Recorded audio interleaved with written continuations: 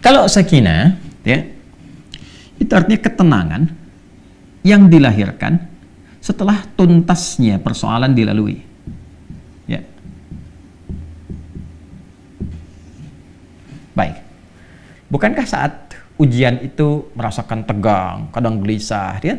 Tapi setelah selesai ujiannya, ada ketenangan dirasakan. Alhamdulillah selesai, gitu kan?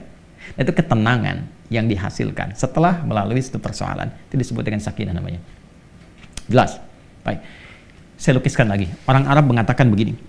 Sakanatu syajaratu idza dhahabatir rih. Atau sakanatu safinatu idza dhahabatil amwaj. Ranting pohon itu menjadi tenang ketika angin yang menerpanya itu telah pergi. Atau mereka mengatakan kapal itu menjadi tenang ketika ombak yang menerpanya itu telah pergi. Dan airnya kembali tentram, tenang. Nah, ketenangan yang telah melalui perombang-ambingan, diombang-ambingkan ombak, pohon diterpa, naik, turun, kiri, kanan begitu. Setelah kemudian dia tenang lagi, ya, apa yang terjadi? Nah, ketenangan itu yang disebut dengan sakinah. Dan biasanya kapal yang banyak diuji dengan gelombang, bahkan gelombang besar, dan dia melewati itu menjadikan kapalnya kualitasnya lebih kuat, ya, lebih mudah menghadapi persoalan-persoalan atau bahkan gelombang-gelombang kecil setelahnya. Semakin besar, yang kecil lewat. Ya, demikian pohon. Semakin diterpa anginnya kencang, ya, dia goyang dan dia tertanam kuat, semakin kokoh akarnya. Jadi ketenangan itu bukan sekedar melahirkan ketenangan setelah gelombangnya lewat, tapi setelah itu melahirkan satu kemantapan yang dengan itu bisa mengatasi persoalan-persoalan kecil di kemudian hari atau siap untuk menghadapi tantangan lebih besar di kemudian yang lainnya. Maka itu disebut dengan sakinah. Ketika kehidupan di rumah tangga, ini yang akan saya sampaikan, disebut dengan sakinah, memberikan kesan kepada kita bahwa bukan berarti di rumah tangga itu akan hampa dari persoalan. Akan selalu ditemukan persoalan. Ini cara memahaminya. Jadi kalau tidak dipelajari dulu ini, nanti kaget. Bukan berarti nggak ada masalah. Rumah tangga itu pasti ada masalah. Ya, yang paling ideal kan rumah tangganya Rasulullah SAW. Tapi coba lihat, apakah dalam kehidupan rumah tangga Nabi tidak ada masalah?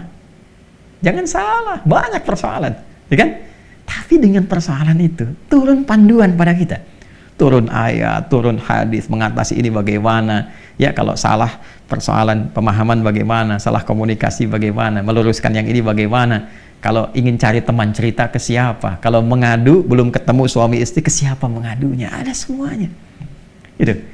Dan pahami ketika Allah menitipkan satu persoalan dalam kehidupan rumah tangga, pada hakikatnya bukan ingin menjadikan kehidupan rumah tangganya bermasalah, tapi Allah ingin memberikan satu ketenangan, kedamaian, ya, yang dihasilkan setelah tuntas persoalan yang dimaksudkan. Makanya kehidupan rumah tangga kan kalau sudah masalahnya tuntas lebih tenang dari sebelumnya kan, ya, dan dahsyatnya lebih mengerti tentang sifat-sifat pasangan atau dalam keluarga. Setelah itu punya ilmu yang baru, punya pengetahuan yang baru, masukan yang baru, ilmu yang baru untuk mengatasi tantangan berikutnya. Itu dahsyatnya. Tapi problemnya begini, bagaimana cara kita bisa mengatasi persoalannya dengan mudah? Karena tidak sedikit masalah-masalah kecil di rumah tangga, ya kan, bisa menjadi besar dan menyebabkan persoalan serius ketika, maaf, seseorang tidak mengetahui cara menyelesaikannya. Yang ditampilkan kadang-kadang, ya, boleh jadi egonya. Yang ditampilkan kadang-kadang boleh jadi statusnya, bahkan juga hartanya, kedudukannya, dan sebagainya. Itu bukan solusi, teman-teman. Sepanjang ditampilkan kemampuan kemanusiaannya, maka sifat manusia selalu ingin bertahan dengan apa yang dimilikinya. Suami bicara A, istri bicara B. Ya, ayah bicara A, anak pun bicara B. Demikian seterusnya. Maka yang terbaik adalah kita mesti menanyakan kepada pengatur segalanya. Ini. Ya, maka ketika dikembalikan, sakinah itu kan sifat jiwa. Ya kan? Ketenangan itu kan sifat jiwa. Ingat, ketenangan itu bukan sifat fisik. Ya, pikiran itu biasa, ya. Pikiran itu bekerja terus, berpikir itu terus, nggak berhenti, berpikir. Apa yang memberikan kegelisahan dan ketenangan pada pikiran? Jiwa. Jadi perintahnya di sini semua dalam jiwa kita. Kalau dia gelisah berarti dari nafsu, ya kan? Kalau dia tenang, nyaman berarti dari takwanya. Itu di jiwanya. Jadi pikiran itu normal saja. dia beraktivitas. Seperti fisik pun diperintahkan. Fisik tuh gimana perintah dari pikiran saja. Ya. Nah, apa yang memerintahkan pikiran dan mengisinya untuk mengarahkan apa yang harus dilakukan itu, maka itu dari jiwa. Maka itu saya sering katakan, jiwa yang tenang akan melahirkan pikiran yang cemerlang dan aktivitas yang membahagiakan. Itu poinnya. Boleh bikin status tuh. Ya. Nah, balik ke sini. Karena ketenangan sifat jiwa, yang punya jiwa siapa? Yang punya nafas siapa? Allah. Ya. Makanya sering kita katakan kan, ya mengikuti doa Nabi sallallahu alaihi wasallam, ya muqallibal qulub, ya tsabbit qulubana ala dinik, ala iman. Wahai Allah yang mengetahui keadaan hati kami, gitu kan? Yang membolak-balikkan hati, yang memberikan kedamaian pada jiwa, berikan kami kemantapan dalam jiwa kami untuk menaati ketentuanmu, untuk beriman kepadamu, untuk konsisten pada dinmu. Ini poinnya.